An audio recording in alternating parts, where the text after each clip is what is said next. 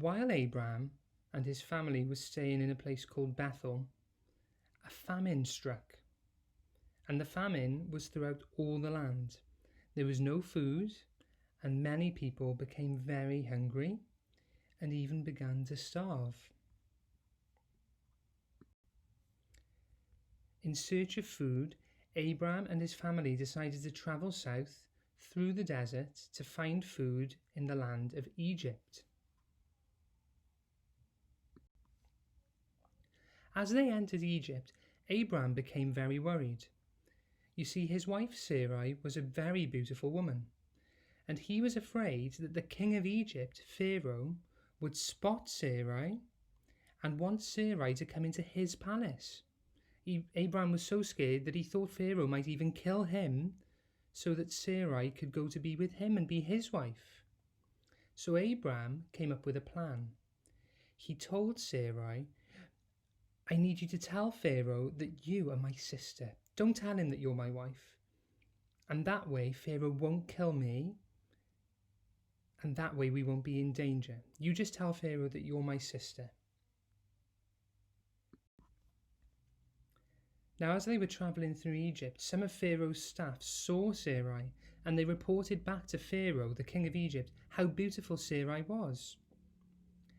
She was taken to Pharaoh's palace, where Abraham told Pharaoh that Sarai was actually his sister.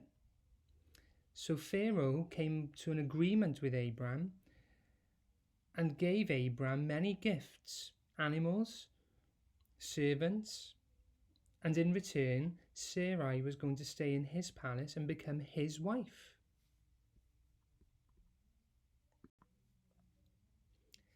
But God was not happy, because of course Sarai wasn't really Abraham's sister, was she? Sarai was Abraham's wife, which meant that she wouldn't be able to become Pharaoh's wife as well. That was not something God would be happy with. So, because of what had happened, God sent serious diseases into the palace, and Pharaoh's servants and Pharaoh's staff all came down with a disease. When Pharaoh found out that Sarai was actually already married, and she was actually already married to Abraham, the man who said that she was his sister, Pharaoh was furious.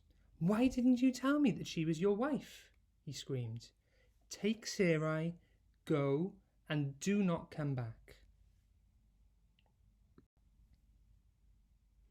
Pharaoh gave the orders to his staff to send Abraham, Sarai, and all of the people with them out of Egypt, and for them to take everything that belonged to them away with them.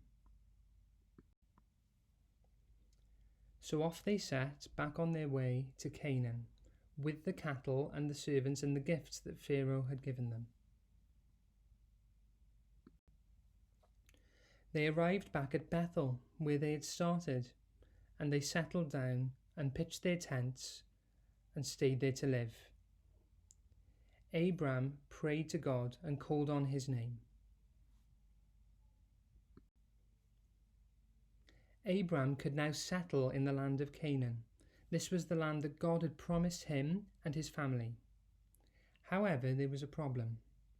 You see, Abraham and Sarai had no children, and they were both beginning to get older. Now, you'll remember in last week's story that God made Abraham a gigantic and wonderful promise. Did Abraham trust this promise? Did he trust that God would keep this promise? Well, no, he didn't, did he? You see, he was afraid that Pharaoh would kill him, and in lots of ways that was understandable. But you see, Abraham didn't have any children yet, did he? So if Pharaoh had killed Abraham, God would have broken his promise to give Abraham a family and to give the land of Canaan to Abraham's family. So when Abraham was afraid, if he had just remembered God's promise to him, he would have realised that he had nothing to be afraid of. And he would have realised that actually there was no danger of him being killed, because it would have meant that God's promise would have been broken. You know, God makes some gigantic, wonderful promises to us as well in his book, the Bible. He says things like, if you turn to me with all of your sin, all of your wrong, I'll deal with it once and for all for you, and I'll rescue you from the consequences of your wrong. And promises like, if you trust in me and my name, then you will be rescued. We have to trust in God and trust the promises that he makes to us.